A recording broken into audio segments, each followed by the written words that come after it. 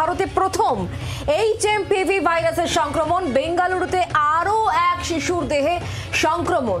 এই নিয়ে বেঙ্গালুরুতে মোট 2 শিশুর দেহে সংক্রমণ HMPV ভাইরাসের। রুটিন রক্ত পরীক্ষায় এই সংক্রমণ ধরা পড়েছে বলে খবর পাচ্ছি আমরা। 2 শিশুর চীনে যাতায়াতের কোনো তথ্য নেই। এক শিশুর বয়স 8 মাস, অন্য শিশুর বয়স 3 মাস। HMPV ভাইরাস কতটা বিপজ্জনক তা এখনো পর্যন্ত স্পষ্ট নয়।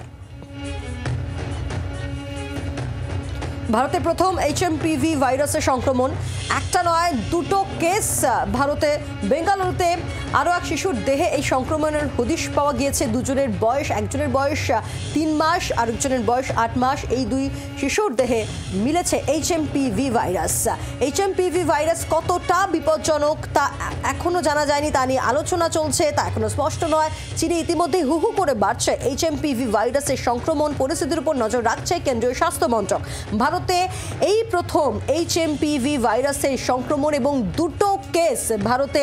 যেমনটা আপনাদেরকে জানাচ্ছিলাম যে একজনের বয়স 3 মাস, আরেকজনের বয়স 8 মাস এবং একেবারে রুটিন চেক আপ ছিল, রক্ত পরীক্ষা ছিল এবং সেখানেই এই ভাইরাসের হদিশ পাওয়া যায়। দেখুন, তার মধ্যে একটি শিশুর যে রিপোর্ট, সেই রিপোর্টও আপনাদের সামনে রাখছি, যেখানে HMPV ভাইরাসের হদিশ পাওয়া গিয়েছে।